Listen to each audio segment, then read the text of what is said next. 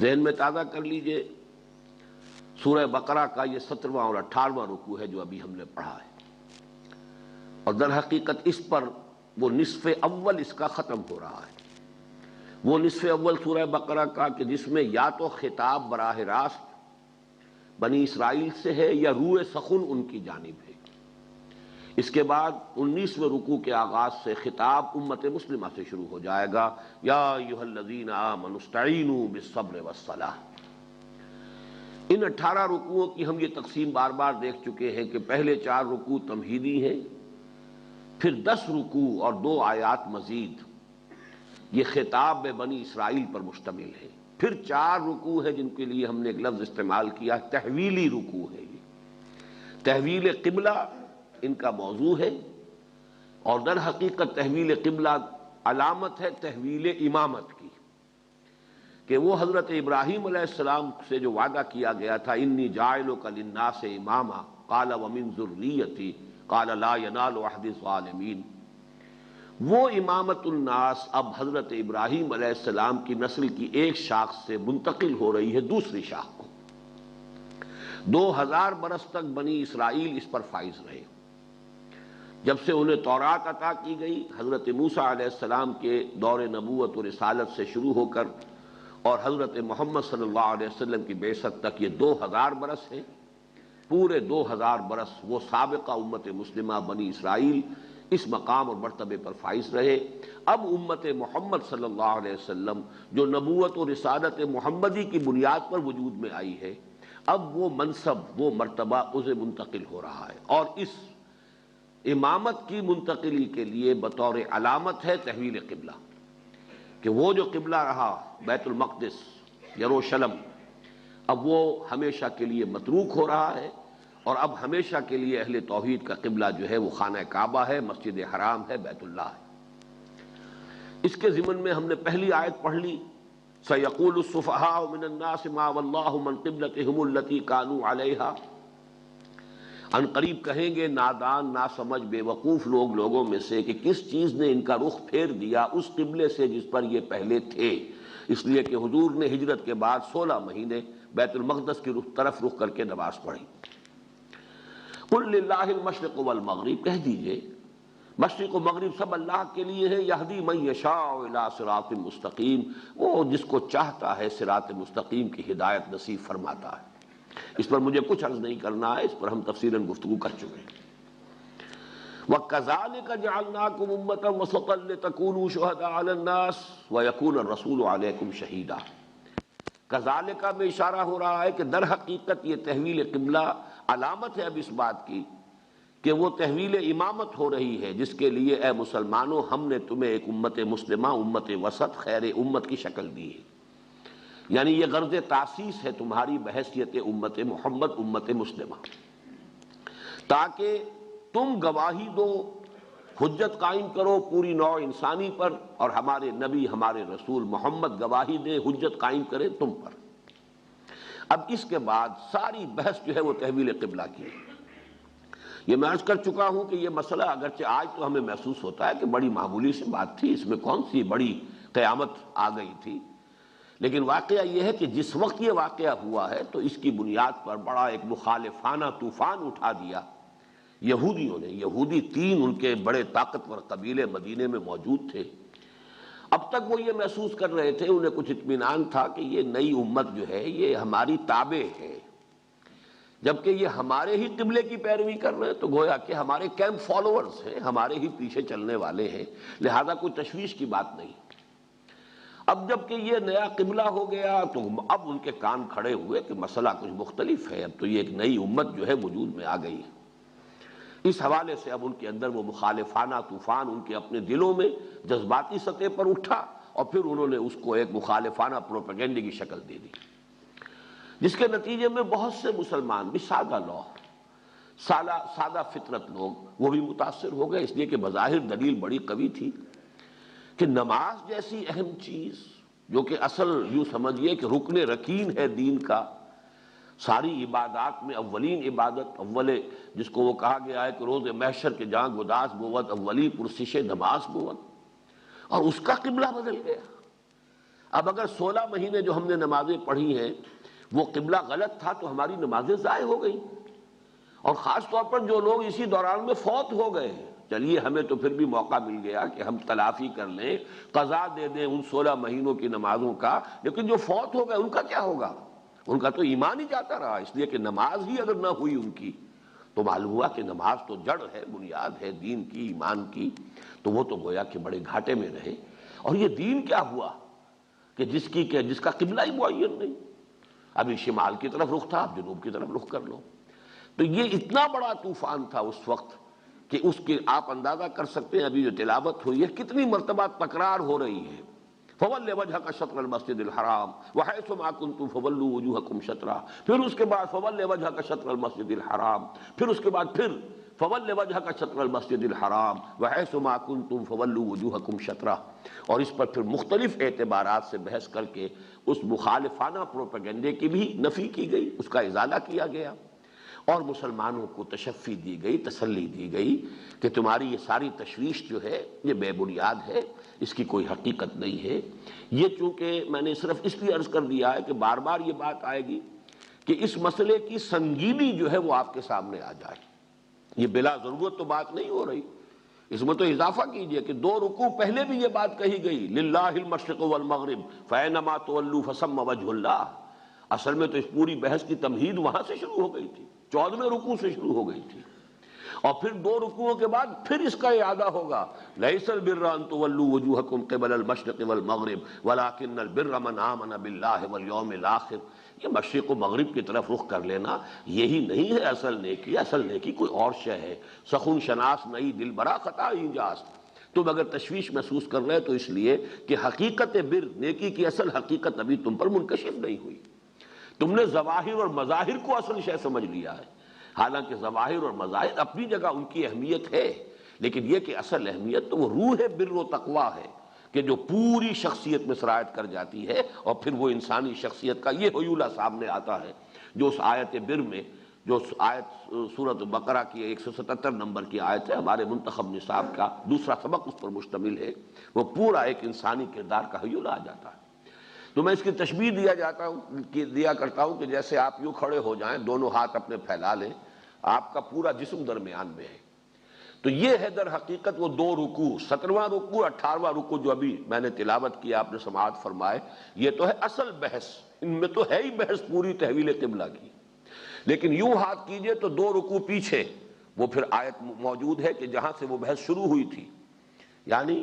للہ المشرق والمغرب فینما تولوا فثم وجہ اللہ، ادھر کا آیت اس کا ہاتھ وسیع کیا آپ نے، اس کو ایکسٹینڈ کیا، تو پھر 2 رکوعوں کے بعد پھر وہ آیت آ رہی ہے، لیس البر ان تولوا وجوہکم قبل المشرق والمغرب، گویا کہ یہاں سے وہاں تک بحث چل رہی ہے تحویل قبلہ کی، اگرچہ جو اس کی اصل بحث ہے وہ ان 2 رکوعوں میں۔ اب آئیے بس اس سے زیادہ ہم آج اس تمہید پر وقت صرف نہیں کریں گے۔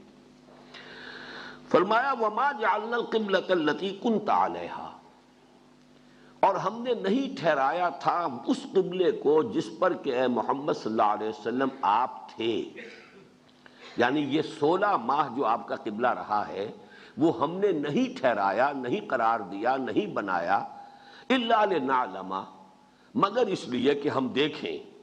من یتبع الرسول، کون ہے وہ لوگ کہ جو رسول کا اتباع کرتے ہیں ہر حال میں، رسول کی بات کی پیروی کرتے ہیں، رسول کا کہنا مانتے ہیں، ممن ینقلب علی عقبیہ، ان کو جدا کر دیں، ممیز کر دیں ان لوگوں سے کہ جو اپنی ایڑیوں کے بل لوٹ جانے والے ہیں۔ یہاں اصل حکمت بیان ہو رہی ہے کہ یہ تحویل قبلہ کا مسئلہ 2 دفعہ جو چکر چلا، یہ کیوں چلا، اس کی حکمت کیا ہے؟ اللہ تعالیٰ کا کوئی کام حکمت سے خالی نہیں ہے، فعل الحکیم لا یخلو عن الحکمہ، کسی حکیم اور دانا انسان کا بھی کوئی فعل جو ہے وہ حکمت سے خالی نہیں ہوتا، تو اللہ تعالیٰ کا اتنا بڑا فیصلہ یہ بغیر حکمت کے کیسے ہے؟ حکمت ہے، اس کو سمجھو۔ لیکن پہلے نوٹ کیجئے کہ وما جعلنا میں اس کو اللہ تعالیٰ اپنی طرف منسوب کر رہے ہیں، حالانکہ پورے قرآن میں کوئی آیت ہمیں نہیں ملتی کہ جس میں حضور کو یہ حکم دیا گیا ہو کہ آپ خانہ کعبہ کی طرف رخ کرنے کی بجائے اب بیت المقدس کی طرف رخ کر کے نماز پڑھیے، جبکہ اللہ تعالیٰ فرما رہے ہیں کہ یہ قبلہ جو تھا یہ ہم نے مقرر کیا تھا۔ اب اس کا مفہوم کیا ہے؟ پہلا مفہوم، اور وہ اس اعتبار سے بہت اہم ہے کہ وحی خفی کے لیے یہ ایک بہت بڑی دلیل ہے قرآن مجید میں کہ حضور کو وحی صرف وحی جلی نہیں آتی تھی، وحی خفی بھی آتی تھی۔ قرآن مجید ریکارڈ ہے وحی جلی کا۔ وحی جلی یہ وحی متلو کہلاتی جس کی تلاوت کی جاتی ہے، اور یہ وحی باللفظ ہے، اس کا ایک ایک حرف جو ہے وہ اللہ کی طرف سے ہے۔ ایک وحی خفی ہے کہ ایک مفہوم حضور صلی اللہ علیہ وسلم کے قلب مبارک پر اتار دیا جاتا تھا، اسے ہم القاء بھی کہتے ہیں، الہام بھی کہتے ہیں۔ یہ القاء اور الہام جو ہے عام انسانوں کو بھی ہو سکتا ہے، غیر نبی کو بھی ہو سکتا ہے، لیکن نبی کو جب القاء و الہام ہوتا ہے تو وہ بھی قطعی ہوتا ہے، وہ بھی اللہ تعالیٰ کے حکم کے درجے میں ہوتا ہے۔ جیسے کہ آپ کو معلوم ہے حضرت ابراہیم کو حضرت اسماعیل کو ذبح کر دینے کا حکم خواب میں ملا ہے، وہ وحی جلی نہیں تھی۔ انی ارا فی المنام انی اذبحک فانظر ماذا تری، نبی کا خواب بھی وحی ہے، لیکن یہ جو چاہے رؤیا صالحہ ہو، چاہے وہ کوئی الہام ہے، کوئی القاء ہے، نفس فی الروع ہے، یہ تمام چیزیں جو یہ وحی خفی کہلاتی ہیں۔ تو معلوم ہوا کہ حضور کو اللہ تعالیٰ نے وحی خفی کے ذریعے سے یہ حکم دیا کہ آپ اب نماز کے لیے اپنا رخ یا وہ شلم کی طرف کیجئے، شمال کی طرف کیجئے۔ ایک اس کی تعویل یہ ہے۔ دوسری تعویل یہ بھی ہو سکتی ہے کہ یہ حضور صلی اللہ علیہ وسلم کا اپنا اجتہاد ہو، لیکن جو اجتہاد نبوی جس کو اللہ تعالیٰ کی طرف سے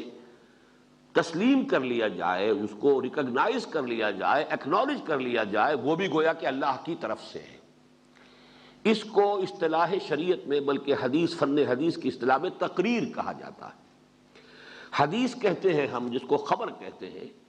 وہ حضور صلی اللہ علیہ وسلم کا قول یا فعل یا تقریر ہے۔ کیا معنی؟ یا تو کوئی بات حضور نے فرمائی وہ حدیث ہے، یا کوئی کام حضور نے کیا وہ بھی حدیث ہے، یا کوئی کام حضور کے سامنے کیا گیا اور آپ نے اسے روکا نہیں،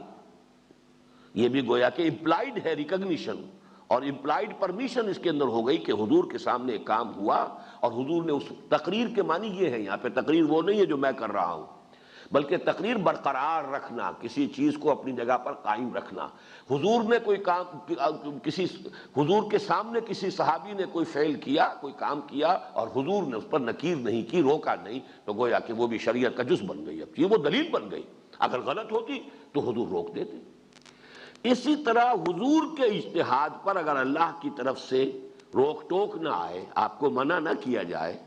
تو اجتہاد محمدی صلی اللہ علیہ وسلم کو اگر اللہ تعالیٰ برقرار رکھتا ہے تو یہ اللہ کی تقریر ہے، اور یہ گویا کہ یہ بھی اللہ کی طرف سے اسے ریکگنیشن مل گئی، اللہ کی طرف اس کی نسبت صحیح ہوگی۔ ایک دوسری تعویل یہ بھی ہے۔ اب یہ کہ یہ اجتہاد کیوں تھا، کس بنیاد پر تھا؟ اگر تو یہ وحی خفی تھی، اللہ کا حکم تھا براہ راست، تب تو یہ سوال اٹھتے ہی نہیں۔ وہ تو اللہ کی حکمت ہے، اللہ خود جانتا ہے، اللہ جو چاہتا ہے حکم دیتا، یحکم ما یرید، جو حکم چاہتا دیتا، اگرچہ ہمارا اجمالی یقین ہے کہ وہ حکمت پر مبنی ہے۔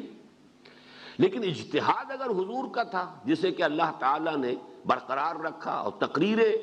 خداوندی کے ذریعے سے وہ گویا کہ منسوب ہو رہا ہے اللہ کی طرف، تو سوچنے کی بات ہے کہ آپ کے اجتہاد کی بنیاد کیا ہو سکتی تھی۔ آپ کے اجتہاد کی ایک بنیاد یہ ہو سکتی تھی کہ اصول ہے یہ دین کے معاملے میں، چونکہ تسلسل ہے، یہ وہی دین چلا رہا ہے آدم سے اور محمد الرسول اللہ تک، دین میں کوئی فرق نہیں ہے۔ جو چیز سابقہ امت کی منسوخ نہ ہوئی ہو وہ گویا کہ برقرار ہے، کیونکہ جب تک کہ اس منسوخی قبلہ کا حکم نہیں آیا تو سابقہ امت کا قبلہ ہی گویا کہ مسلمانوں کے لیے وہ واجب الاتباع ہے، اس لیے کہ سابقہ امت وہ جس شریعت پر تھی وہ بھی تو شریعت خداوندی تھی، اور اس کا جب تک کہ کسی معاملے میں اس کی منسوخی نہیں ہو جاتی، یہی وجہ کچھ عرصے پہلے وہ آیت آ چکی ہے، ما ننسخ من آیت او ننسها نأت بخیر منها او مثلها، تو گویا کہ سابقہ شریعت کی جو شے منسوخ نہ ہوئی ہو، اور جب تک اس کی منسوخی کا اعلان قرآن میں نہیں ہوتا وہ شے قائم رہے گی۔ یہی وجہ حضور تشریف لائے مدینے میں، آپ نے دیکھا عاشورہ کا روزہ رکھتے ہیں، آپ نے فرمایا ہم بھی رکھیں گے، اس لیے کہ سابقہ امت کا تعامل ہے، سابقہ امت کی چیز ہے، جب تک کہ اس کے بارے میں کوئی نیا حکم قرآن میں نہیں آتا وہ ہم پر بھی لاگو ہے۔ اور اسی کے حوالے سے نوٹ کر لیجئے بہت اہم مسئلہ ہے رجم کا۔ رجم جو شریعت محمدی میں ہے صلی اللہ علیہ وسلم، اصل میں وہ تسلسل ہے شریعت موسوی کا۔ تورات کا حکم ہے کہ جس کو حضور نے پھر قائم رکھا ہے اور اپنے عمل کے ذریعے سے برقرار کیا رکھا ہے، حالانکہ اس کے لیے قرآن مجید میں کوئی آیت نازل نہیں ہوئی، لیکن قرآن مجید میں اس کی تنسیخ کا نہ آنا دلیل قطعی ہے کہ وہ رجم جو ہے برقرار رہے گا، اس لیے کہ سابقہ امت میں شادی شدہ زانی اور زانیہ کی سزا رجم ہے۔ تو اس اصول کو اچھی طرح جان لیجئے کہ حضور کا یہ اجتہاد اس اصول پر مبنی ہو سکتا ہے کہ سابقہ امت کا جو تسلسل ہے اسی کو برقرار رکھا جائے گا جب تک کہ وہ منسوخ نہ ہو جائے۔ اس میں ایک اور بات بھی ہو سکتی ہے ضمنی، کہ حضور نے مصلحت کو بھی دیکھا ہو، اور وہ مصلحت یہ کہ فوری طور پر ابھی جو بہت سے مسائل ہیں قریش کو کنفرنٹ کرنا ہے، ابھی آپ کی دعوت جو ہے اور انقلابی جد و جہد جس نئے مرحلے میں داخل ہوئی تھی تو اس میں اصل ٹارگٹ تو قریش تھے، لبریشن آف مکہ، کیونکہ حرم جو ہے اور وہ مرکز توحید مشرکین کے تسلط میں ہے۔ تو اس وقت جس حد تک بھی ممکن ہو سکے دوسرا فرنٹ نہ کھولا جائے، یہودیوں کے ساتھ ابھی کنفرنٹیشن کا آغاز نہ کیا جائے، تو ایک مصلحت بھی، آیا یہ حضور کے اپنے اجتہاد کی بنیاد تھی یا نہیں، لیکن یہ مصلحت فی الواقع تو حاصل ہوئی، اس لیے کہ آپ کو جسے آپ کہتے ہیں کہ بریدنگ سپیس مل گئی، آپ کو وہ وقت مل گیا کہ جس وقت کے دوران میں آپ نے کنسولیڈیشن جو ہے مکہ مدینے کے اندر اپنی حیثیت کو پوری طرح مستحکم کر لیا، مسلمانوں میں مواخات کرا دی، یہ مہاجرین اور انصار کے درمیان محبت کا رشتہ اور بھائی چارے کا رشتہ قائم فرما دیا، پھر یہ کہ آپ نے اسی عرصے کے دوران وہ 8 جو ہے مہمات بھیجی ہیں، یہ سب کے سب اسی عرصے میں ہو رہا ہے۔ اگر وہ گھر پر بھی فرنٹ کھل چکا ہوتا، اگر اوپن اور ڈائریکٹ ہاسٹیلٹی یہود کی طرف سے بھی شروع ہو جاتی، تو آپ یکسو ہو کر اقدام، جسے ہم نے کہا منہج انقلاب نبوی میں کہ اقدام کا جو مرحلہ شروع ہوا ہے ہجرت کے بعد، حضور اس طرح یکسو ہو کر اپنے اس اقدام کے مرحلے پر اپنی توجہات کو مرکوز نہ کر سکتے۔ یہ مصلحت بالفعل تو ظاہر ہوئی۔ یہ دوسری بات ہے جو میں عرض کر رہا ہوں کہ آیا حضور کے پیش نظر بھی یہ تھی یا نہیں، یہ ہم یقین سے نہیں کہہ سکتے، اور آیا یہ حضور کا اجتہاد اس بنیاد پر تھا یا نہیں، یہ ہم یقین سے نہیں کہہ سکتے، بلکہ جیسا کہ میں نے عرض کیا یہ چیز بھی قطعی نہیں ہے کہ یہ حضور کے اجتہاد ہی پر مبنی بات تھی، بلکہ ہو سکتا ہے کہ یہ وما جعلنا القبلۃ التی کنت علیہا یہ وحی خفی کی بنیاد پر ہو، اللہ تعالیٰ کی طرف سے وحی خفی کے ذریعے سے حضور کو یہ حکم دیا گیا۔ بہرحال اب آئیے اگلی بات کی طرف کہ اس کی حکمت کیا تھی۔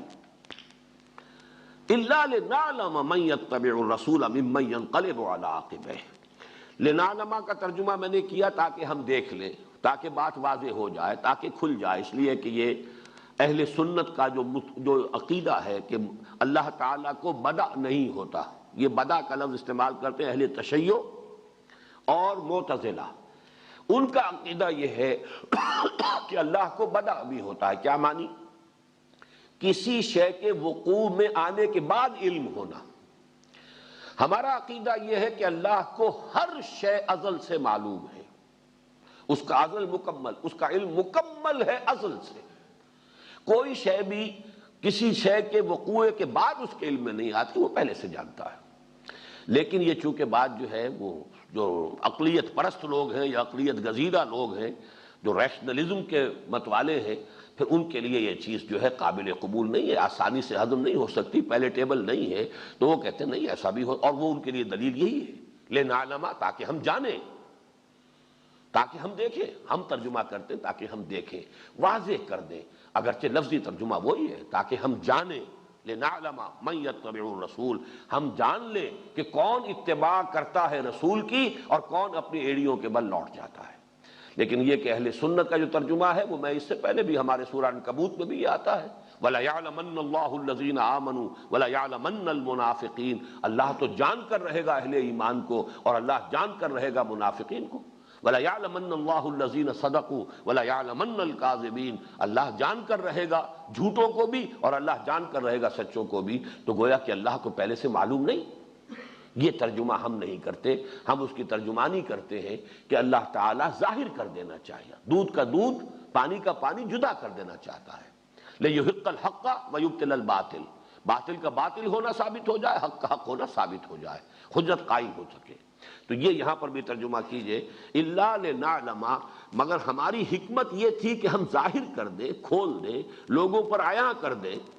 من یتبع الرسول ممن ینقلب علی عقبیہ، جدا جدا کر دیں ان لوگوں کو کہ جو رسول کا اتباع کرنے والے ہیں اور ان لوگوں کو کہ جو اپنی ایڑیوں کے بل لوٹ جانے والے ہیں۔ کیا معاملہ؟ اب یہ دیکھیے اس کا 2 مرتبہ اطلاق ہوا ہے، چونکہ ظاہر بات ہے کہ جو مکے کے مسلمان تھے، مہاجرین جنہیں اب ہم کہیں گے جو آ گئے مدینے، یا بھی کچھ لوگ تھے جنہوں نے ہجرت نہیں کی تھی، ضعفاء بھی تھے، کمزور لوگ بھی تھے، جب تک حضور صلی اللہ علیہ وسلم مکے میں مقیم رہے، اس کی روایات کافی ملتی ہیں کہ آپ جب نماز پڑھتے تھے مکے میں تو استقبال قبلتین کرتے تھے، یعنی ایسے کھڑے ہوتے تھے کہ بیک وقت خانہ کعبہ بھی سامنے اور یروشلم بھی سامنے، اور یہ فزیکلی پاسبل تھا، اس لیے کہ مکے کے شمال میں ہی ہے مدینہ اور اسی لائن میں سیدھا یروشلم بھی ہے۔ تو اگر آپ خانہ کعبہ کے جنوبی سمت میں کھڑے ہو جائیں، یعنی یہ کہ وہ جو رکنین کہلاتے ہیں، 2 رکن، رکن یمانی اور رکن وہ اسود جو ہے جس پہ حجر اسود ہے، اگر ان دونوں کے مابین کھڑے ہیں آپ اور خانہ کعبہ سامنے ہے تو گویا کہ استقبال قبلتین، بیک وقت 2 قبلوں کا آپ استقبال کر رہے ہیں، آپ خانہ کعبہ بھی آپ کے سامنے ہے اور یہی یروشلم جو ہے وہ بھی سامنے ہے۔ اب ہجرت کے بعد یہ ممکن نہیں تھا، تو لہذا فیصلہ اب یہ ہوا، چاہے وہ وحی خفی سے ہوا چاہے حضور کے اجتہاد سے ہوا، یہ بحث میں کر چکا ہوں کہ اب یروشلم کی طرف رخ ہوگا، اور یہ بہت بڑا امتحان بن گیا مکے کے لوگوں کے لیے، اس لیے کہ خانہ کعبہ جو ہے اس کی ایک مذہبی حیثیت تو ابھی قرآن مجید کے نزول کے ذریعے سے واضح ہو رہی ہے، ان کے لیے یہ نیشنل مونومنٹ تھا، ان کی نسلی یادگار، ان کی خاندانی قومی یادگار، اس کو ایک قومی تقدس کا درجہ حاصل تھا، اس کی طرف پیٹھ کرنا یہ ان پر طبعاً بہت شاق گزرا، لیکن یہ کہ اسی شے سے پورا ٹیسٹ ہو گیا کہ کون شخص واقعتاً محمد الرسول اللہ کی پیروی کرنے والا ہے، کہ جو حکم آپ نے دیا اس کی پیروی کرنی ہے، اور کون وہ ہے کہ جو اپنی سابقہ جو عصبیتیں ہیں، جو اپنی قومی یا نسلی عصبیتیں ہیں، کون ابھی ان کے ساتھ بندھے ہوئے ہیں، اس لیے کہ اگر وہ آپ کا تعلق اپنی قومی اور نسلی اور روایتی عصبیت کے ساتھ مضبوط ہے تو اب اس تحویل قبلہ کو، یعنی تحویل قبلہ جو ہوا کعبے سے ہٹ کر اور یروشلم کو قبلہ بنانا، یہ ان کے ایمان کا ایک بہت بڑا امتحان بن گیا۔ لیکن یہ کہ بہرحال صحابہ کرام کا جو ایمان جس درجے گہرا ہو چکا تھا، اس سے جو مظہر اس کا سامنے آیا وہ یہی ہے کہ کوئی بھی نہیں تھا مسلمانوں میں سے کہ جس نے، وہ مکے کے لوگوں میں سے کہ جنہوں نے اس قبلے کو، نئے قبلے کو، جو نسلی اعتبار سے ان کے لیے بالکل اجنبی شے تھی، ان کی روایات کا کوئی تعلق یروشلم کے ساتھ نہیں، ان کے ہاں سرے سے کوئی تقدس کا معاملہ یروشلم کا ہے ہی نہیں، لیکن یہ کہ اس کی طرف رخ کرنا اس لیے کہ محمد الرسول اللہ نے فرمایا ہے، اور اسی وجہ سے یہ حکمت معلوم ہوتی ہے کہ قرآن میں صراحت کے ساتھ نہیں ہے، اس لیے کہ یہاں پہ رسول کے ساتھ اٹیچمنٹ کا فیصلہ ہو رہا ہے کہ ہے یا نہیں، ممن یتبع الرسول ممن ینقلب علی عقبیہ، تاکہ ہم واضح کر دیں کہ کون رسول کا اتباع کرنے والے ہیں۔ اس لیے کہ اصل جو ہے، جو اقبال نے کہا ہے، شعر بہت عمدہ شعر ہے، بمصطفیٰ برساں خویش را کے دی ہماؤس، اگر بہو نہ رسیدی تمام بولا بیست۔ دین تو اصل میں نام ہے محمد الرسول اللہ کے اتباع، پیروی محمد کی۔ آخر قرآن کی بھی ہم پیروی کرتے ہیں تو حضور کے بتانے سے ہمیں معلوم ہوا کہ یہ اللہ کا کلام ہے، ہمیں کیا معلوم اللہ کا کلام؟ در حقیقت ہمارے لیے تو وہ بھی اطاعت ہے رسول کی، وَمَن يُطِعِ الرَّسُولَ فَقَدْ أَطَاعَ اللَّهَ، جس نے رسول کی اطاعت کی اس نے اللہ کی اطاعت کی، اس لیے کہ در حقیقت رسول اللہ کے احکام بھی ہمیں رسول کے ذریعے سے مل رہے، تو جس چیز کو پختہ کرنا مقصود ہے وہ رسول کی اطاعت اور رسول کا اتباع ہے۔ اس میں اللہ کی اطاعت تو گویا کہ امپلائیڈ ہے، البتہ جو اصل اطاعت تھی اس وقت جو لوگوں کے لیے امتحان بنتا تھا وہ تو اس شخص معین کی اطاعت تھی، محمد ابن عبداللہ، اس کی اطاعت، اور یہ شاخ گزرتی تھی۔ یہ ہم پڑھ چکے ہیں بہت مرتبہ کہ منافقین پر سب سے زیادہ شاخ گزرنے والی یہی بات تھی۔ یہی وجہ ہے کہ جب قتال کا معاملہ ہوا تو اولاً حضور کا حکم تھا، ابھی قرآن مجید میں صریح حکم نہیں آیا تھا، تو انہوں نے کہا کہ کیوں نہیں، اگر یہ قتال کا معاملہ ہے تو کیوں نہیں کوئی صورت نازل ہو جاتی، پھر وہ صورت بھی نازل ہوئی، ان پر حجت آخری قائم کر دی گئی۔ لیکن بہرحال اصل میں جو صاحب ایمان ہے اس کے لیے تو اصل دلیل آپ کا فرمان جو ہے وہ اصل دلیل ہے، مستند ہے ان کا فرمایا ہوا۔ حقیقت میں محمد الرسول اللہ دی ہمہ اوست کا جو معاملہ ہے تو اس کو یہاں سے بھی آپ اخذ کر لیجئے کہ الا لنعلم من یتبع الرسول ممن ینقلب علی عقبہ، اپنی سابقہ قومی اور اپنی روایتی عصبیت کی وجہ سے وہ ایڑیوں کے بل جو ہے لوٹ جائیں، یہ کیا ہم نہیں پیروی کر سکتے؟ ہم تو ابراہیم کی نسل سے ہیں، ابراہیم کا بنایا ہوا یہ گھر ہے، ہم تو ملت حنیفی پر ہے، ہم نے تو اب تک یہی سمجھا تھا کہ محمد اسی ملت ابراہیمی کی تجدید کے لیے آئے ہیں، یہ ہمارا قبلہ بدلوا رہے ہیں۔ معلوم ہوا کہ نہیں، ایمان اتنا راسخ ہو چکا تھا کہ جو آپ فرماتے ہیں، جو آپ کا حکم ہے، جو آپ کا فرمان ہے، جب ہم نے مانا آپ اللہ کے رسول ہیں، وما ينطق عن الهوى ان هو الا وحی یوحى، تو اس کا لازمی نتیجہ یہ ہے کہ ہم آپ کے ہر قول کو تسلیم کریں، آپ کے ہر فرمان پر لبیک کہیں۔ یہ ایمان کا اصل ٹیسٹ ہے۔ الا لنعلم من يتبع الرسول ممن ينقلب على عقبہ۔ اب جب تحویل ہو رہی ہے تو دوسرا مرتبہ امتحان ہو گیا۔ اب امتحان ہو گیا، فرض کیجئے کوئی یہودی اسلام لے آیا، ایمان لے آیا، فرض کیجئے عبداللہ ابن سلام اس وقت تک ایمان لا چکے ہوں، مجھے تحقیق نہیں ہے کہ وہ کس مرحلے پر ایمان لائے، لیکن اگر کوئی یہود میں سے تھے کہ جو ایمان لے آئے تھے، ان کے لیے اب امتحان بن گیا کہ اب وہ یروشلم کی طرف پیٹھ کریں۔ گویا کہ ان کی بھی وہ روایت کا جو معاملہ ہے، ان کی بھی جو عصبیت قومی تھی، اس کے اوپر ضرب لگ رہی ہے کہ اب رخ کرو اس خانہ کعبہ کی طرف جو تاحال تو بتکدہ ہے، 360 بت رکھے ہوئے اس کے اندر، اب تک تو وہ مرکز ہے شرک کا، بت پرستی کا، اس کی جو فیکچول پوزیشن ہے وہ تو یہ ہے، لیکن فرمان محمدی ہے صلی اللہ علیہ وسلم، اور اس کا حکم تو خاص طور پہ اللہ کی طرف سے بھی آ گیا۔ تو یہ گویا کہ دو طرفہ امتحان بن گیا۔ یہ امتحان لینا اللہ فرما رہے ہیں، یہ حکمت تھی کہ ہم نے کچھ عرصے کے لیے وہ قبلہ درمیانی عرصے کے لیے معین کیا، اور اب اس کی ہم تحویل کر رہے ہیں۔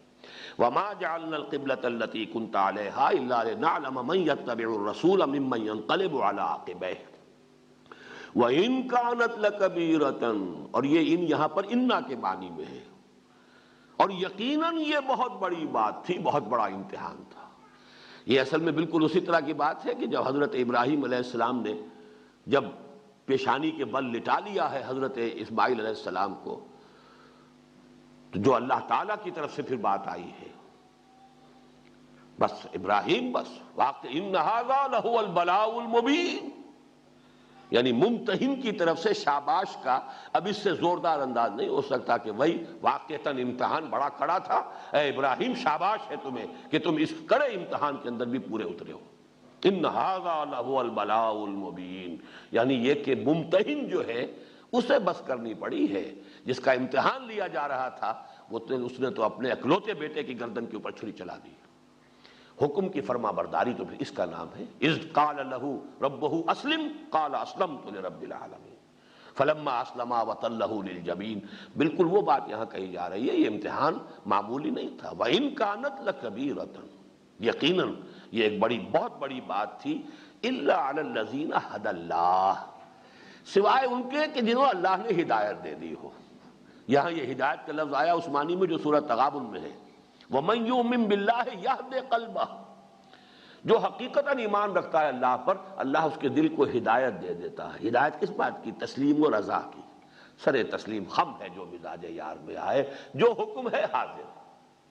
یہ ہے ہدایت۔ تو وہ ان کانت لکبیرۃ الا علی الذین ھدی اللہ وما کان اللہ لیضیع ایمانکم، اور اے مسلمانوں اس تشویش میں مبتلا نہ ہو جاؤ کہ جو فوت ہو گئے ان کے ایمان ضائع ہو گئے، یا تمہاری 16 مہینہ کی نمازیں ضائع ہو گئی، نہیں، وہ بھی حکم رسول کا تھا، نمازیں ادھر پڑھی، وہ نمازیں بھی پوری ہیں، ان میں کوئی نقص نہیں ہے، اور یہ بھی حکم اب رسول کا اور اللہ کا تمہارے سامنے آ رہا ہے، اب ادھر نماز پڑھو گے تو چونکہ یہی اب حکم ہے، یہ نمازیں بھی صحیح ہیں اور درست ہیں، کسی کی کوئی نماز ضائع نہیں ہوئی، اور نماز کی عظمت کے اعتبار سے نماز کے لیے لفظ ایمان آ رہا ہے، چونکہ تشویش یہی ہو گئی تھی کہ ہمارا تو ایمان ضائع ہو گیا، خاص طور پر جو فوت ہو گئے اس عرصے کے دوران۔ چلیے جیسا کہ میں نے عرض کیا، ہمارے لیے تو امکان ہے 16 مہینے کی نمازوں کی بھی قضا دے لیں گے، لیکن یہ کہ جو مر گئے ان کا کیا ہوگا؟ وَمَا كَانَ اللَّهُ لِيُضِيعَ إِيمَانَكُمْ، اللہ کی یہ شان نہیں ہے کہ وہ تمہارے ایمانوں کو ضائع کر دے۔ إِنَّ اللَّهَ بِالنَّاسِ لَرَءُوفٌ رَحِيمٌ، یہ بالکل اسی طرح کا انداز ہے جس سورہ مائدہ میں آیت نازل ہوئی ہے، جب شراب کی حرمت کا آخری حکم آیا تو لوگوں کو تشویش ہوئی،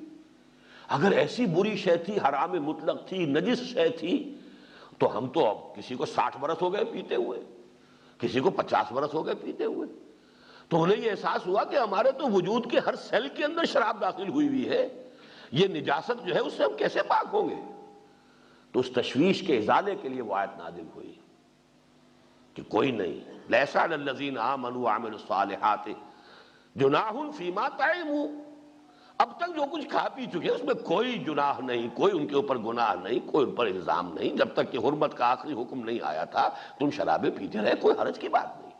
لیس علی الذین آمنوا وعملوا الصالحات جناح فیما طعموا اذا ما اتقوا وآمنوا وعملوا الصالحات ثم اتقوا وآمنوا ثم اتقوا واحسنوا واللہ یحب المحسنین۔ جبکہ وہ مسلسل ایمان کی طرف بڑھتے چلے گئے، جس وقت جو حکم آیا، جو مرحلہ آیا، بصر و چشم حاضر رہے، تو اب یہ جب تک کہ اس حرمت کا حکم آخری نہیں آیا تھا، جو تم نے کھایا پیا ہے،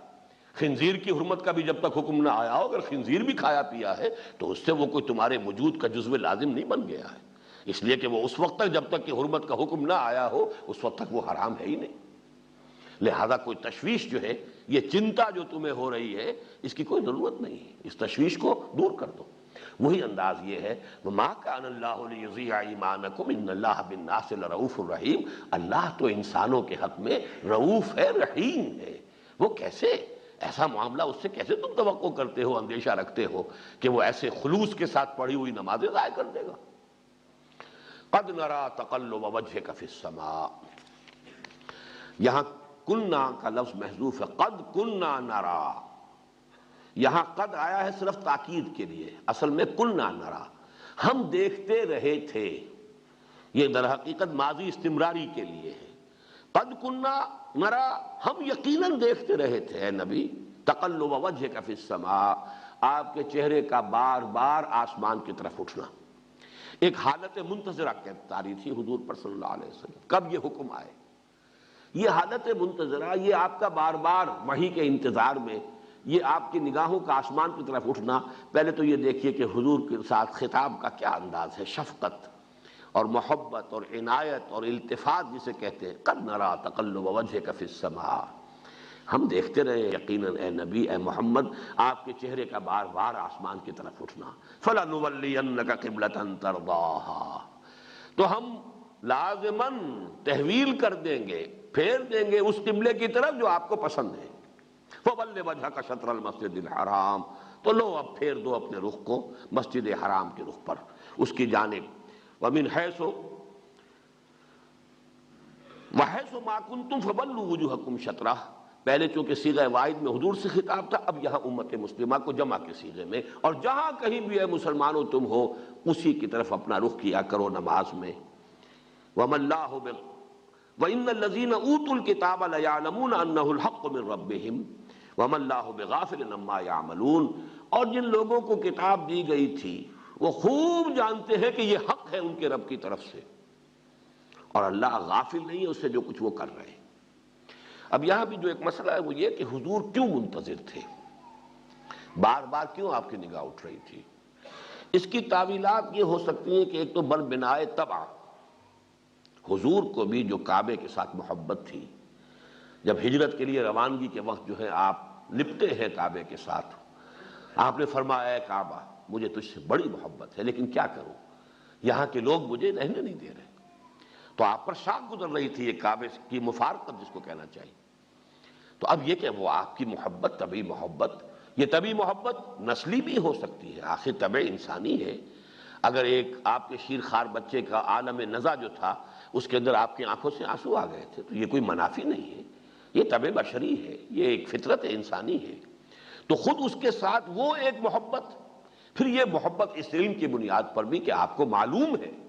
یہ ہو سکتا ہے کہ پورا کا پورا معاملہ، جیسا کہ ہم جو ہے جانتے ہیں کہ انبیاء کے علم کا معاملہ جو ہے وہ ہمارے محدود پیمانوں سے اس کو ناپا تولا نہیں جا سکتا، حضور کے علم میں ہو کہ اصل یہی ہے اور تحویل ہونی ہے، بس صرف ایک انتظار کی کیفیت ہے۔ تو یہ دونوں چیزیں، دونوں امکانات موجود ہیں کہ جس کی بنا پر بار بار آپ کی نگاہ اٹھتی تھی کہ کب وہ حکم آئے، کب فیصلہ آئے، کب اللہ کی طرف سے آیات نازل ہو اور ہم اپنا رخ جو ہے مسجد حرام کی طرف کر دیں۔ قد نرا تقلب وجهك في السماء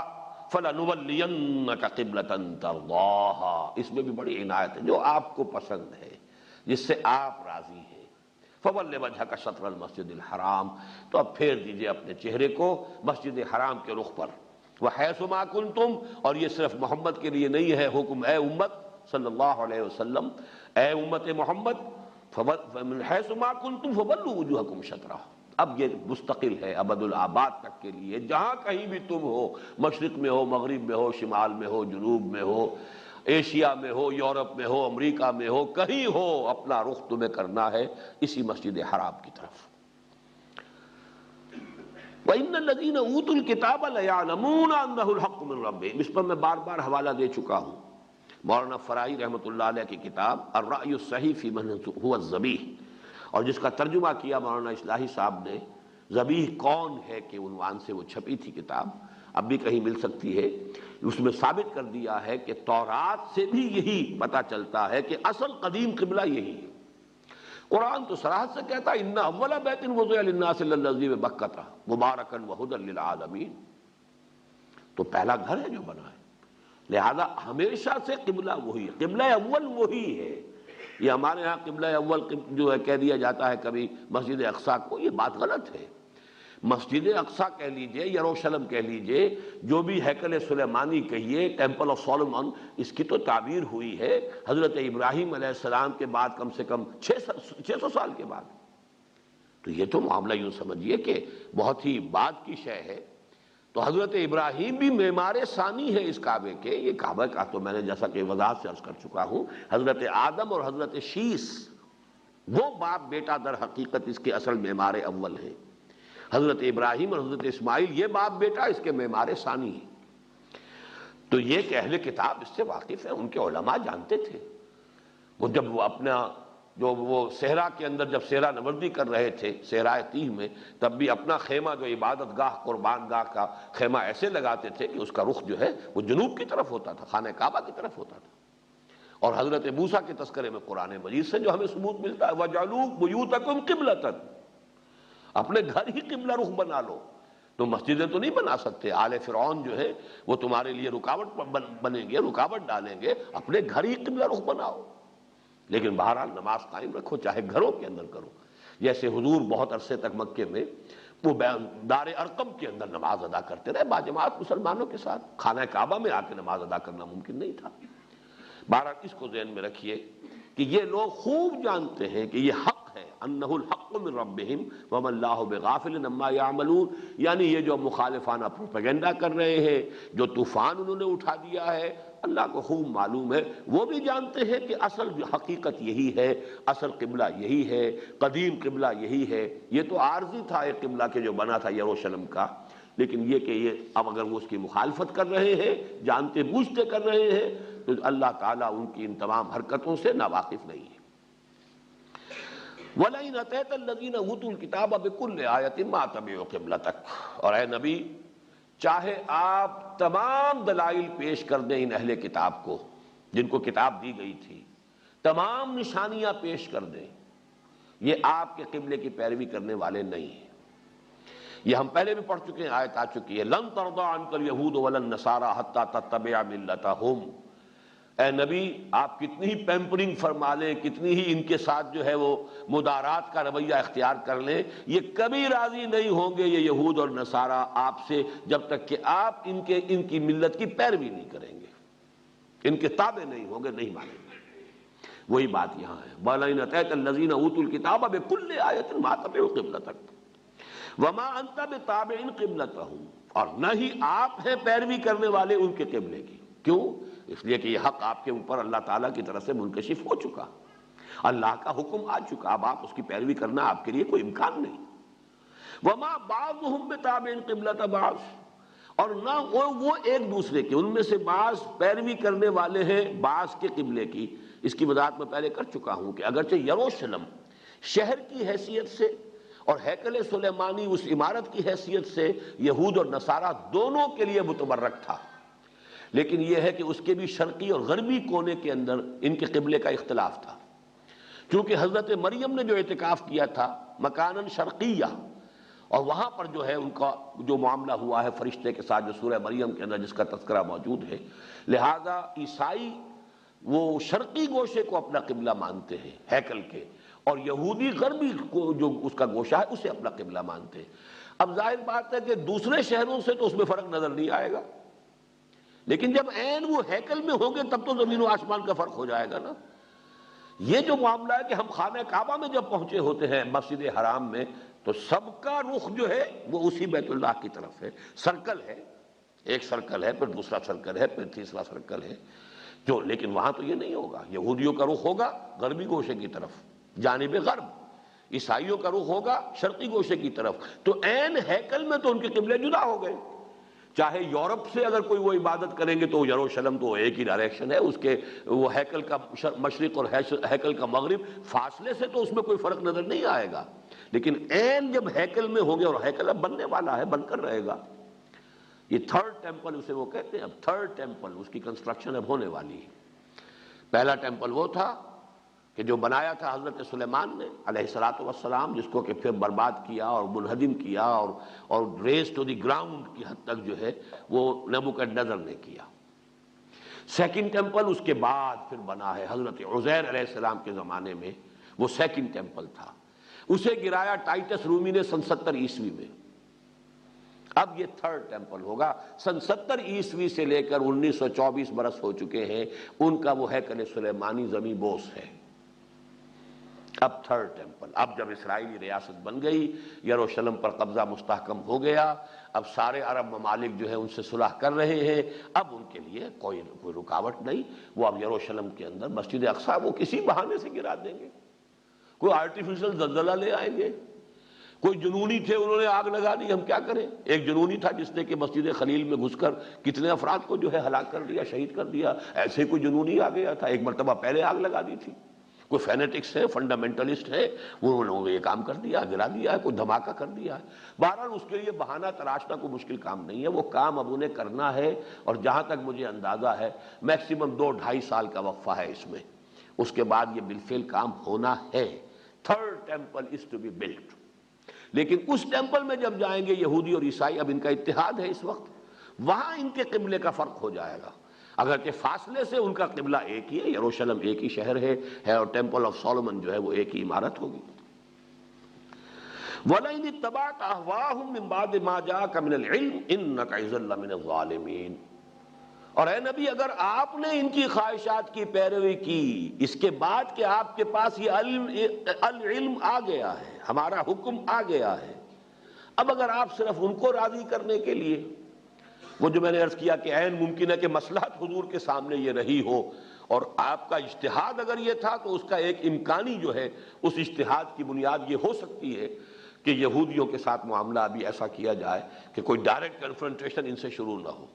اب اس کو پس منظر میں رکھیے۔ وَلَئِنِ اتَّبَعْتَ أَهْوَاءَهُم مِّن بَعْدِ مَا جَاءَكَ مِنَ الْعِلْمِ، اے نبی اگر آپ نے پیروی کی ان کی خواہشات کی اس کے بعد کہ جب کہ یہ العلم آپ کے پاس پہنچ چکا ہے، إِنَّكَ إِذًا لَّمِنَ الظَّالِمِينَ،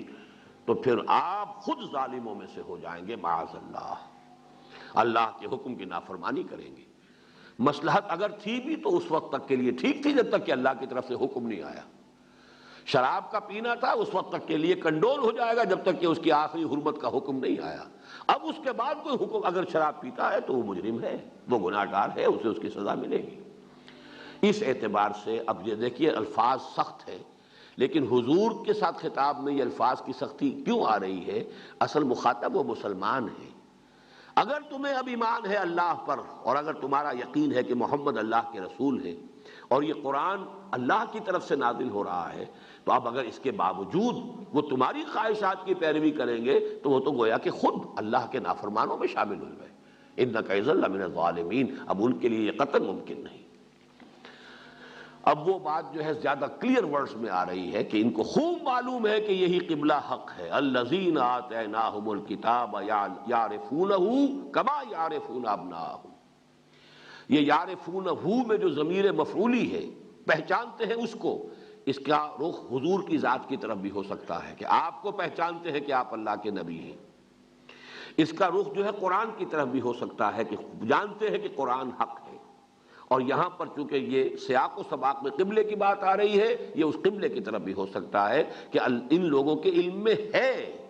اور یہ میں پہلے بیان کر چکا ہوں کہ الذین آتیناہم جب آتا ہے، جبکہ یہ معروف کے صیغے میں آتا ہے، تو جو ان کے اچھے لوگ ہیں،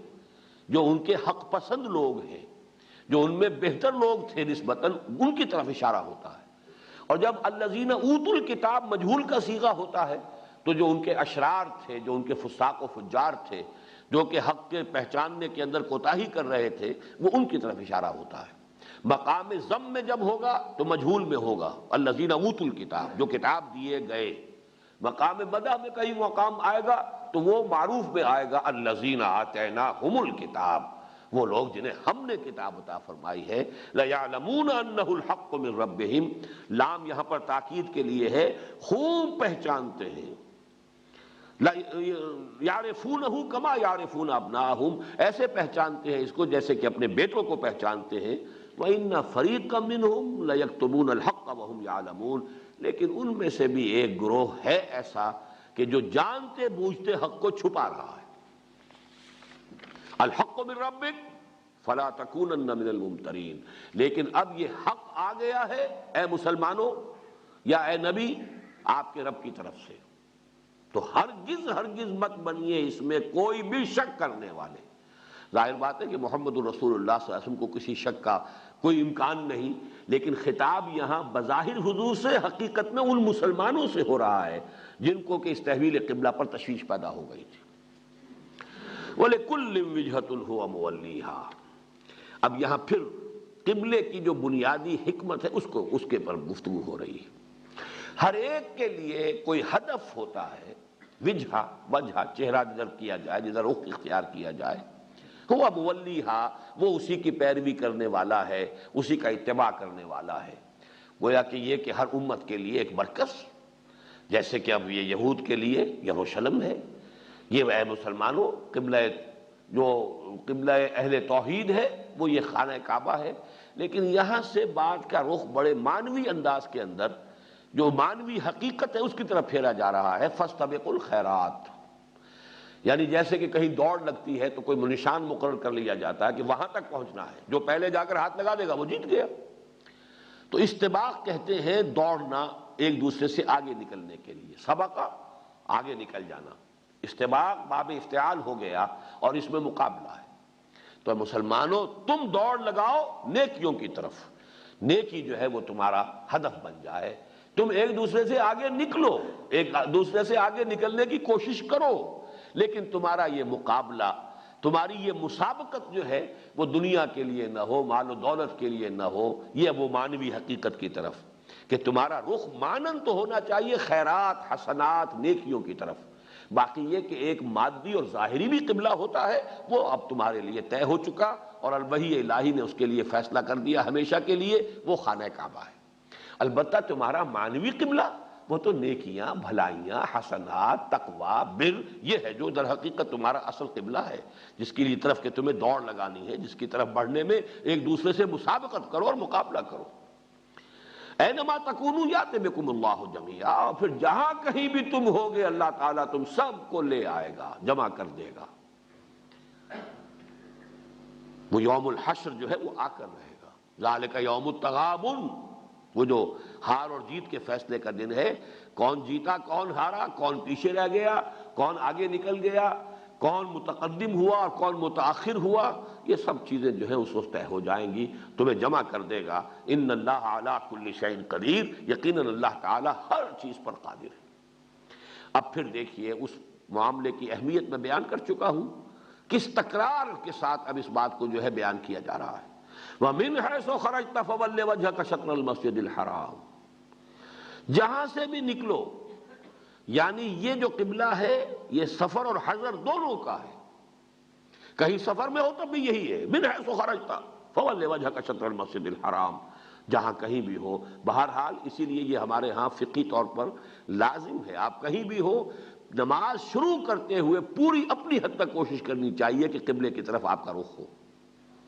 البتہ دوران سفر آپ ریل گاڑی میں ہیں، فرض کیجئے نماز پڑھ رہے ہیں، پہلے آپ کا رخ ہونا چاہیے قبلے کی طرف، لیکن دوران سفر ریل گاڑی کا رخ بدل گیا تو کوئی پرواہ نہیں، ہوائی جہاز میں اگر نماز پڑھ رہے ہیں تو اس وقت پہ اپنی امکانی حد تک پتہ کیجئے اس وقت میں کہاں ہوں، اور جغرافیے کے حوالے سے آپ ایک قبلے کا رخ معین کر سکتے ہیں۔ تو اس وقت ابتدا میں تو بہرحال اس کا رخ جو ہے قبلے کی طرف ہوگا، اس کے بعد یہ کہ ڈائریکشن چینج ہو جائے تو کوئی بات نہیں۔ اس حوالے سے سفر کے اندر بھی اس قبلے کو اسی طریقے سے اس کی پابندی کرنی ہے۔ وَمِنْ حَيْثُ خَرَجْتَ فَوَلِّ وَجْهَكَ شَطْرَ الْمَسْجِدِ الْحَرَامِ وَإِنَّهُ لَلْحَقُّ مِنْ رَبِّكَ وَمَا اللَّهُ بِغَافِلٍ عَمَّا تَعْمَلُونَ۔ دیکھیے یہاں پر بھی بڑا تہدید آمیز انداز ہے، دھمکی کا، انذار کا، اور یہ حق ہے تمہارے رب کی طرف سے۔ اور دیکھو اے مسلمانوں، اللہ غافل نہیں ہے اسے جو تم کر رہے ہو۔ اگر تم نے اب اس سے اعراض کیا، روگردانی کی، کوئی عصبیت جو ہے یعنی وہ لوگ کہ جو مدینے میں ایمان لائے تھے ان میں بس یہودی تھے، تو ان کے دلوں میں تو عظمت ہے، پوری طریقے سے محبت اور عظمت ہے، وہ یروشلم کی ہے۔ لیکن جو مسلمان بھی، جو اوس اور خزرج کے لوگ، ان کے زیر اثر تھے، چونکہ وہ کلچر کے اعتبار سے، ثقافت کے اعتبار سے انہی کے تابع تھے۔ ان میں سے بھی بہت سے لوگ ہو سکتے ہیں کہ جنہیں یہ شاق گزر رہا ہو۔ اب ان کا تہدید آمیز انداز ہے۔ ابتدا میں صیغہ واحد کا، گویا کہ حضور سے گفتگو ہو رہی ہے، لیکن ظاہر بات ہے کہ حضور کے لیے تو اس کا کوئی امکان ہی نہیں، دونوں اعتبارات سے۔ ایک طرف آپ اللہ کے نبی ہیں، اللہ کا ہر حکم جو ہے انا اول المسلمین، دوسری طرف یہ کہ آپ کو تو طبعاً ظاہر بات ہے کہ خانہ کعبہ سے محبت ہے، لہذا یہاں اس کا کوئی امکان ہی نہیں کہ کسی بھی درجے میں تحویل قبلہ آپ پر شاق گزرے، بلکہ آپ تو اس کے منتظر تھے۔ قد نرا تقلب وجهك في السماء فلنولينك قبلة ترضاها۔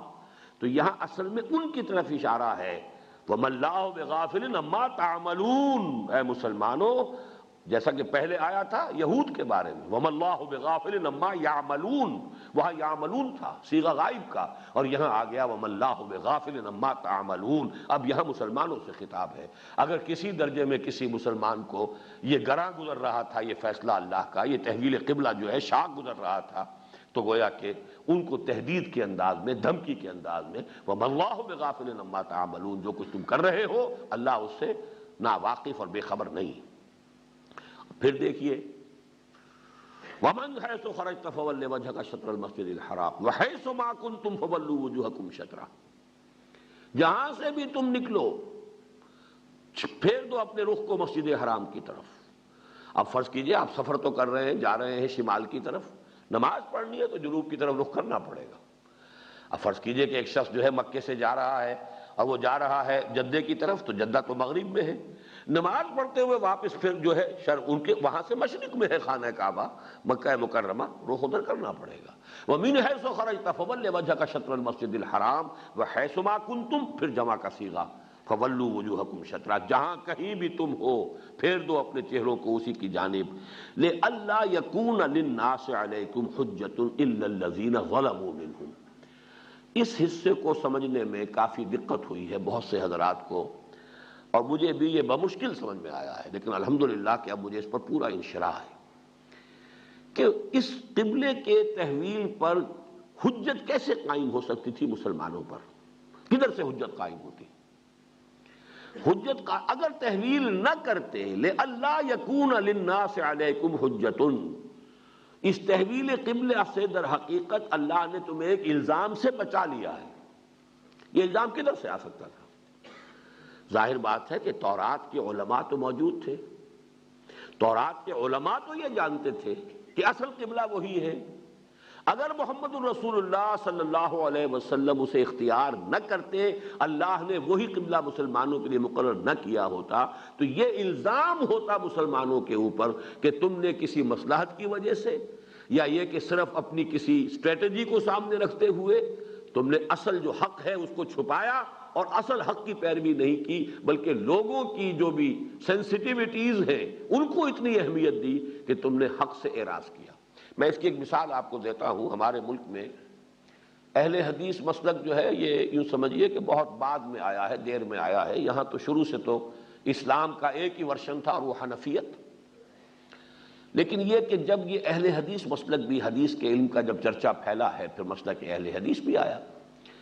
تو ایک شخصیت ہے سید نذیر حسین محدث دہلوی، جن کو یہ اہل حدیث حضرات کہتے ہیں شیخ القل۔ وہ یہاں پر اصل میں اس مسلک اہل حدیث کی یوں سمجھیے کہ آغاز کرنے والے، پھیلانے والے، پرچار کرنے والے، بڑی زبردست علمی شخصیت۔ لیکن وہ رفع یدین نہیں کرتے تھے، اور ان کی حجت یہ تھی نہ کرنے کی کہ خام خواہ یہ شے اتنی ضروری نہیں ہے کہ جس کی وجہ سے فتنہ کھڑا کیا جائے، مسلمان چونک جائیں گے،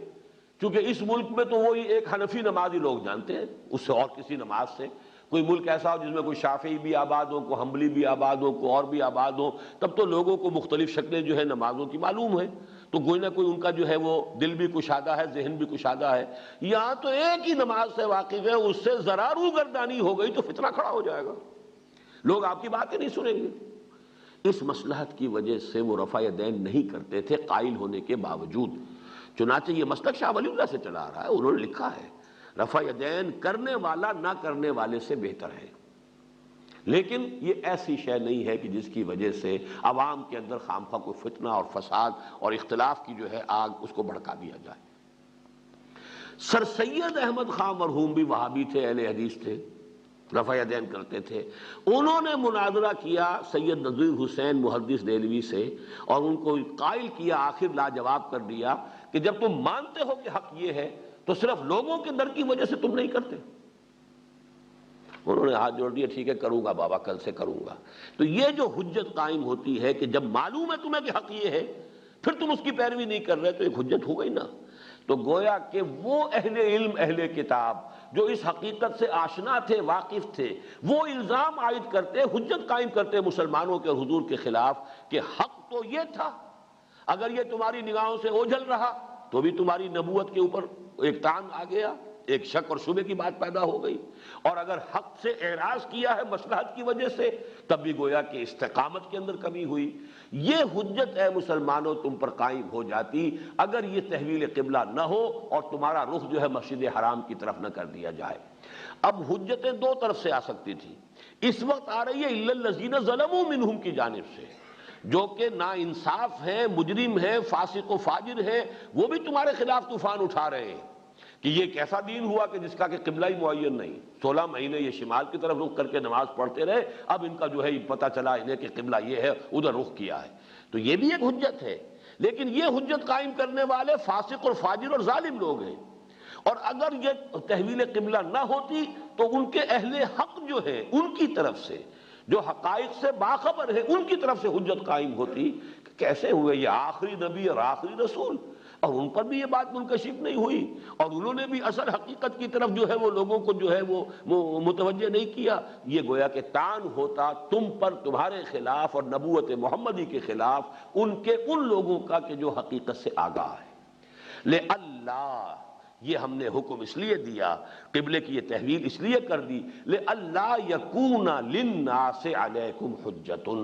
تاکہ لوگوں کو تمہارے خلاف کوئی حجت ان کو باقی نہ رہے، تم پر اعتراض کرنے کے لیے کوئی بنیاد ان کے پاس باقی نہ رہے۔ الا الذین ظلموا منہم، ہاں رہ گئے دوسرے لوگ جو ظالم ہیں، فاسق ہیں، فاجر ہیں، اور وہ بے پرکی اڑانے والے ہیں، جن کا کوئی اعتماد نہیں، جن کی کوئی ثقافت نہیں، جن کا کوئی جو ہے معاشرے کے اندر بھی ظاہر بات ہے کہ لوگ جانتے ہیں کہ کون کیا ہے، ان کی بات کی پرواہ نہ کرو، ان باتوں کو تو نظر انداز کر دو، لیکن یہ کہ اگر یہ قبلے کی طرف، اگر بیت المسجد حرام کی طرف یہ تحویل قبلہ نہ کی جاتی تو ان کے اہل حق کی طرف سے تمہارے خلاف حجت قائم ہوتی۔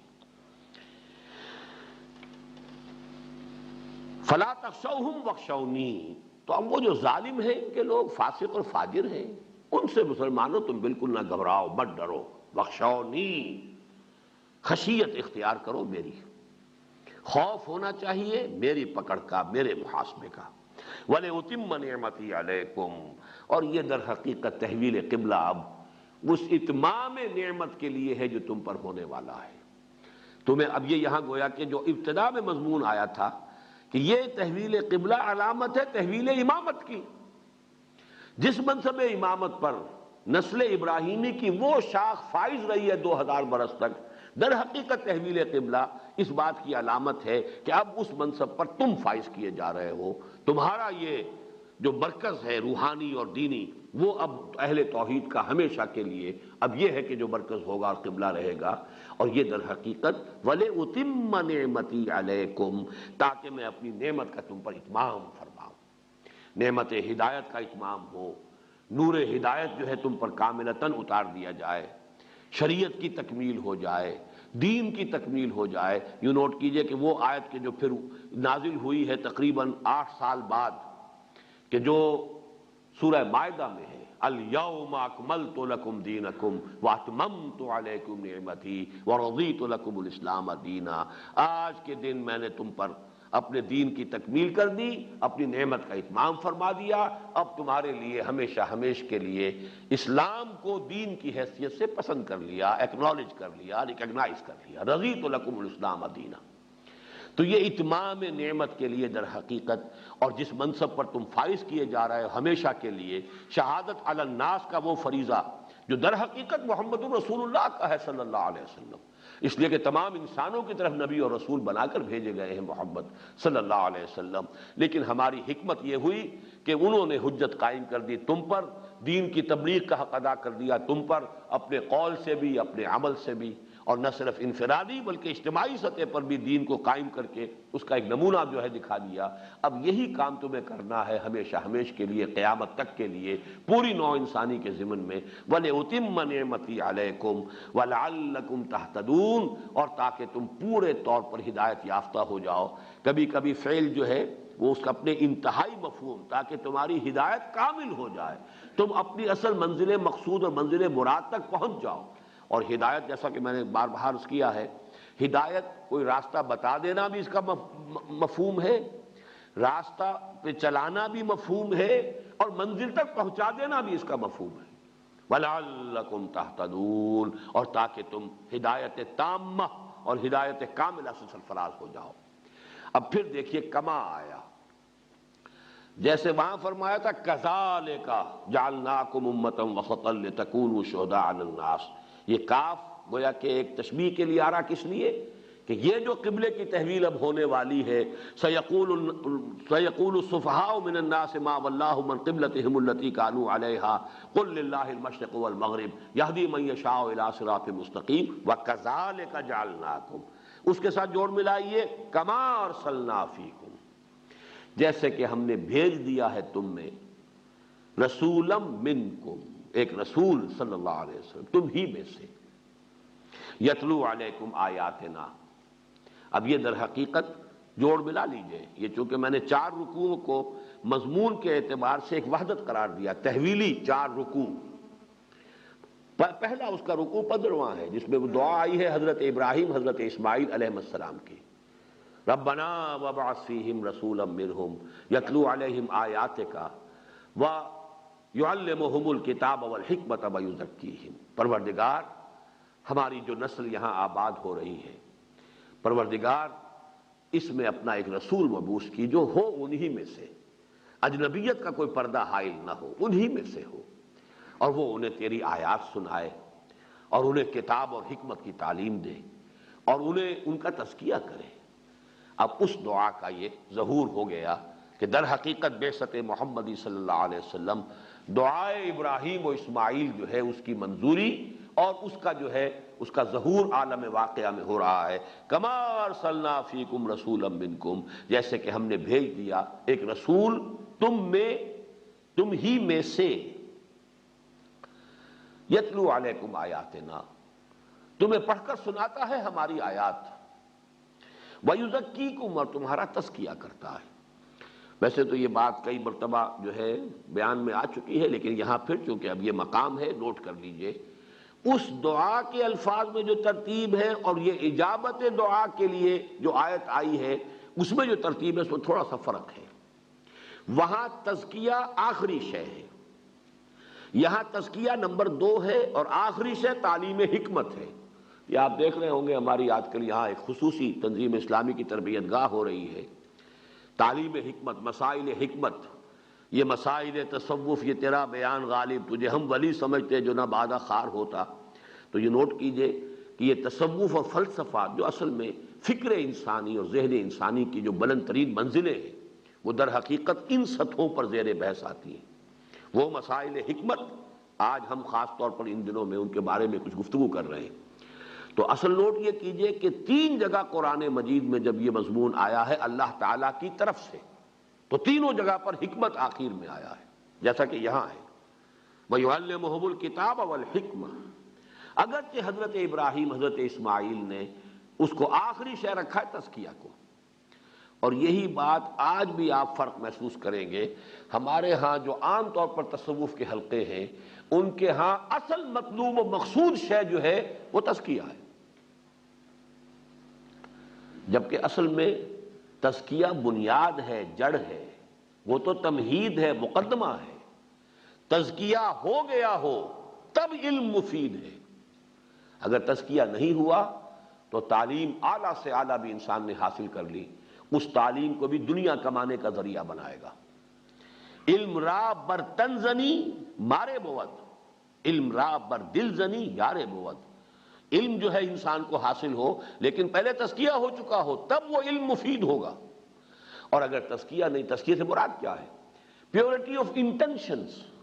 آپ کی نیتیں اگر درست نہیں، مقصود و مطلوب کے درجے میں دنیا ہے، مال و دولت ہے، حیثیت ہے، وجاہت ہے، اقتدار ہے، طاقت ہے، یا یہ کہ شہرت ہے، اگر ان میں سے کوئی چیز مقصود و مطلوب کے درجے میں ہے اور آپ علم حاصل کر رہے ہیں، تو اس علم کو بھی انہی چیزوں کے لیے ذریعہ بنائیں گے اس کے حصول کا۔ یہ گویا کہ سانپ بن کر یہ علم ڈسے گا۔ در حقیقت علم جو ہے تزکیے کے بعد جو علم حاصل ہوا ہو، پیورٹی آف انٹینشنز، انما الاعمال بالنیات۔ اسی لیے تقریباً تمام محدثین نے جو مجموعے مرتب کیے احادیث کے، پہلے یہ حدیث لاتے ہیں متفق علیہ حضرت عمر رضی اللہ تعالی عنہ سے، حضور کا یہ قول مبارک، انما الاعمال بالنیات وانما لکل امرئ ما نوی، فمن كانت هجرته الى الله ورسوله فهجرته الى الله ورسوله، ومن كانت هجرته لدنيا يصيبها او امرأة ينكحها فهجرته الى ما هاجر اليه، متفق علیہ عن عمر بن الخطاب رضی اللہ تعالی عنہ۔ پہلی شے یہ ہے نیت درست ہو، مطلوب و مقصود صحیح ہو جائے، سوائے آخرت کی فلاح اور اللہ کی رضا کے مقصود کے درجے میں کوئی شے نہ رہے۔ اگر کوئی اور شے جو ہے وہ مقصود کے درجے میں ہے تو پھر وہ در حقیقت وہ سارا علم اور فضل اور ساری اس لیاقت اور فطانت اور ذہانت اور صلاحیت، یہ سب کے سب انسان کے لیے علم را بر تنزنی مارے بود، پھر یہ سانپ بنتا ہے، ڈستا ہے انسان کو۔ بہت بڑا علم تھا ابو الفضل اور فیضی کا، لیکن ان بدبختوں نے اس علم سے جو فائدہ اٹھایا وہ یہ کہ ایک فتنہ، دین اکبری، دین الہی ایجاد کیا ہے۔ اکبر میں کہاں اس کی صلاحیت تھی کہ وہ کوئی نیا دین ایجاد کر لیتا؟ ان پڑھ آدمی، چٹا ان پڑھ۔ یہ تو اصل میں بڑے جو غادری علماء تھے، ابو الفضل اور فیضی جیسے، وہ جس کو اقبال نے کہا ہے کہ وہ فقیہ شہر جو ہے وہ لغت قارو ہے لغت ہائے حجازی کا، تو لغت ہائے حجازی کا اتنا بڑا قارون تھا وہ کہ اس نے بے نقط تفسیر لکھ دی پورے قرآن مجید کی۔ یعنی یہ کہ جو الفابیٹ کی تختی ہے اس میں سے نقطے والا کوئی حرف نہیں آیا، کوئی لفظ جس میں نقطے والا حرف شامل ہو پوری تفسیر میں نہیں آیا۔ اور اس کی تفسیر پر، اس کے علم کے اوپر بھی جو گرفت تھی وہ اتنی تھی کہ اس کی اس تفسیر کے اوپر کوئی اعتراض نہیں ہوا۔ بعد میں وہی ذہانت، وہی فطانت، وہی لیاقت استعمال ہوئی، کاہے کے لیے؟ وہ دین اکبری کی تدوین، دین الہی کی تدوین۔ یہی معاملہ ہوا حکیم نور الدین، بہت بڑا عالم، اہل حدیث عالم، جتنا اس نے سفر کیا ہے پورے ہندوستان میں، جہاں کہیں اسے معلوم ہوا کہ کوئی بڑا محدث ہے وہاں جا کر اس سے علم حدیث حاصل کیا، جہاں معلوم ہوا کوئی بڑا منطقی اور فلسفی ہے وہاں جا کر اس نے منطق اور فلسفہ سیکھا۔ لیکن وہ علم کام کہاں آیا؟ یہ غلام احمد قادیانی کی نبوت کے فروغ میں۔ بلکہ اصل میں تو در حقیقت یہ سارا فتنہ جو ہے تصنیف حکیم نور الدین کی۔ وہ جو شعر آج ہم نے پڑھا تھا اپنے اسی تربیتی پروگرام میں، چرخ میں کب یہ سلیقہ ہے ستمگاری کا، کوئی معشوق ہے اس پردہ زنگاری میں، چرخ کو کب یہ سلیقہ ہے ستمگاری میں، تو نہ اکبر کو اس کا کوئی سلیقہ ہو سکتا تھا اور نہ غلام احمد قادیانی کو۔ اصل میں وہاں بھی وہ علماء تھے چوٹی کے، ابو الفضل اور فیضی، اور یہاں بھی بہت بڑا عالم دین حکیم نور الدین، تو فتنے تو وہاں سے اٹھتے۔ تو اگر تزکیہ نہیں ہے تو در حقیقت یہ سارا علم و فضل جو ہے یہ غلط رخ پر انسان کو لے جائے گا۔ تو اصل میں صحیح تر کہہ لیجئے یا بہتر ترتیب یہ ہے، اور اصل شے جو ہے آخری شے، اس سے بھی ویلیوز کا تعین ہوتا ہے، حکمت، دانائی، یہ بلند ترین شے ہے۔ لہذا اس کو بھی اپنی ویلیوز سسٹم کے اندر معین کر لیجئے۔ اسی لیے سورہ بقرہ ہی کے اندر وہ آیت آ جائے گی، یؤتی الحکمۃ من یشاء ومن یؤت الحکمۃ فقد اوتی خیرا کثیرا۔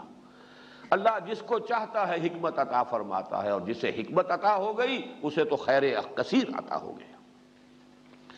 کما ارسلنا فیکم رسولا منکم یتلو علیکم آیاتنا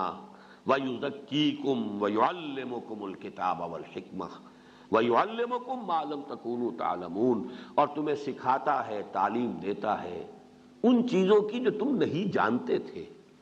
ظاہر بات ہے کہ اس سے پہلے، اور یہی مضمون پھر آگے چل کر آیا ہے سورہ آل عمران میں جب یہ آیت آئی اور سورہ جمعہ میں جب یہ آیت آئی، وَإِن كَانُوا مِن قَبْلُ لَفِي ضَلَالٍ مُّبِينٍ، اس سے پہلے تو یقیناً وہ کھلی گمراہی میں تھے۔ لقد من اللہ علی المؤمنین اذ بعث فیہم رسولا من انفسہم یتلو علیہم آیاتہ ویزکیہم ویعلمہم الکتاب والحکمہ وإن كانوا من قبل لفی ضلال مبین۔ هو الذی بعث فی الامیین رسولا منہم یتلو علیہم آیاتہ ویزکیہم ویعلمہم الکتاب والحکمہ وإن كانوا من قبل لفی ضلال مبین۔ وہی بات یہاں کہی ویعلمکم ما لم تکونوا تعلمون فاذکرونی اذکرکم۔ دیکھیے یہ اگر ذرا سا بھی کلام کا کچھ تھوڑا سا اسلوب کی انڈرسٹینڈنگ ہو جائے، یہ در حقیقت خاتمہ کلام کا انداز ہے۔ کسی بحث کو کلوز کیا جا رہا ہو، کہیں آ کر کسی چیز کو آخر میں اس بحث کو ختم کیا جا رہا ہو، فَاذْكُرُونِي أَذْكُرْكُمْ، یہ خاتمہ کلام ہے۔ پس تم مجھے یاد رکھو، میں تمہیں یاد رکھوں گا۔ بہت اہم بات ہے۔ یہ جو مذاکرہ باہمی ہے، تذاکر باہمی ہے، یہ در حقیقت اہم ہے اس اعتبار سے کہ یہ بائی لیٹرل ریلیشن شپ جو ہے اللہ کے اور بندے کے مابین، اس کا ایک عظیم مظہر یہ بھی ہے۔ تم اللہ کی طرف آؤ گے، اللہ تمہاری طرف آئے گا۔ تم اللہ سے اعراض کر لو گے، اللہ بھی اپنی عنایتیں اور شفقتیں تم سے وہ دور کر دے گا، اپنا رخ پھیر لے گا۔ تم توبہ کرو گے، پلٹو گے، اللہ بھی رجوع کرے گا۔ تم معصیت سے توبہ کرو گے، تواب، کل بنی آدم توابون خطاؤون وخیر الخطائین التوابون، اور اللہ بھی ان اللہ تواب الرحیم، وہ بھی تواب، تم بھی تواب۔ تمہاری توبہ کیا ہے؟ معصیت سے، غفلت سے، فسق سے، فجور سے تم نے توبہ کی، رجوع کیا۔ اللہ کی توبہ کیا ہے؟ اس نے اپنی عنایت اور شفقت کا رخ تم سے پھیر دیا تھا، اب پھر وہ اپنی شفقت اور عنایت اور رحمت کے ساتھ تمہاری طرف متوجہ ہو گیا۔ تم مجھے یاد کرو، میں تمہیں یاد کروں گا۔ تم میری مدد کرو، میں تمہاری مدد کروں گا۔ ان تنصروا اللہ ینصرکم ویثبت اقدامکم، اگر تم اللہ کی مدد کرو گے تو اللہ تمہاری مدد کرے گا۔ وَلَيَنصُرَنَّ اللَّهُ مَن يَنصُرُهُ، یقیناً اللہ مدد کرے گا اس کی جو اس کی مدد کرتا ہے۔ فَاذْكُرُونِي أَذْكُرْكُمْ، اور حدیث میں تو الفاظ یہ آئے ہیں، میرا بندہ اگر مجھے اپنے دل میں یاد کرتا ہے، میں بھی اس کو اپنے جی میں یاد کرتا ہوں۔ اور میرا بندہ اگر میرا تذکرہ، میرا ذکر کسی محفل میں کرتا ہے تو میں اس کا ذکر اس سے کہیں بہتر محفل میں کرتا ہوں۔ اللہ کی محفل تو وہی ہے، وہ امیر خسرو کے اشعار میں جو آیا ہے کہ خدا خود میر محفل بود اندر لا بقا خسرو، محمد شمع محفل بود شب جائے کہ من بودم۔ یہ ملائکہ مقربین کی محفل ہے۔ اگر آپ کسی محفل میں اللہ کا ذکر کر رہے ہیں، اللہ کا تذکرہ کر رہے ہیں، اللہ کی عظمت کا بیان کر رہے ہیں، اللہ کی آیات جو ہے لوگوں کے سامنے کھول کھول کر بیان کر رہے ہیں، اللہ آپ کا ذکر اور آپ کا تذکرہ کرے گا ملائکہ مقربین کی محفل میں۔ پھر وہ الفاظ بھی حدیث میں آئے ہیں، اگر کوئی میرا بندہ میری طرف چل کر آتا ہے، میں دوڑ کر آتا ہوں۔ میرا بندہ بارش بھر آتا ہے، میں ہاتھ بھر آتا ہوں۔ تو یہ سمجھیے کہ دو طرفہ معاملہ ہے، یک طرفہ نہیں ہوگا، ون وے ٹریفک نہیں ہے۔ اللہ کے ساتھ یہ تمام معاملات، تم اللہ سے محبت کرو، اللہ تم سے محبت کرے گا۔ تم اللہ کی مدد کرو، اللہ تمہاری مدد کرے گا۔ تم اللہ کو یاد کرو، اللہ تمہیں یاد رکھے گا۔ فَاذْكُرُونِي أَذْكُرْكُمْ وَاشْكُرُوا لِي، اور میرا شکر کرو۔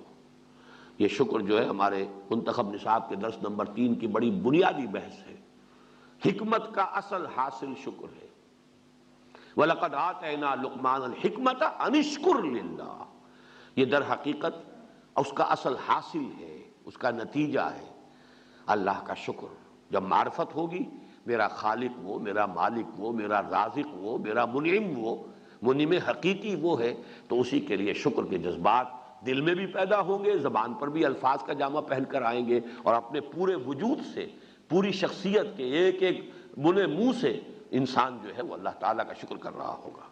وَاشْكُرُونِي وَلَا تَكْفُرُونَ، اور کفران نعمت نہ کرو۔ یہاں پر لفظ شکر کے مقابلے میں آ رہا ہے، یہاں انکار کے معنی میں نہیں آئے گا، یہ اصطلاحی کفر نہیں ہے، بلکہ فَاشْكُرُونِي وَلَا تَكْفُرُونَ، میرا شکر کرو، کفران نعمت نہ کرو۔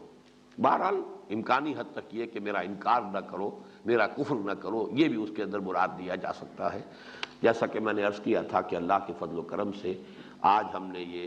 خاصا بڑا حصہ ہے قرآن مجید کا جس کے مطالعے کی تکمیل کر لی ہے۔ بارک اللہ لی و لکم فی القرآن العظیم و نفعنی و ایاکم بالآیات والذکر الحکیم۔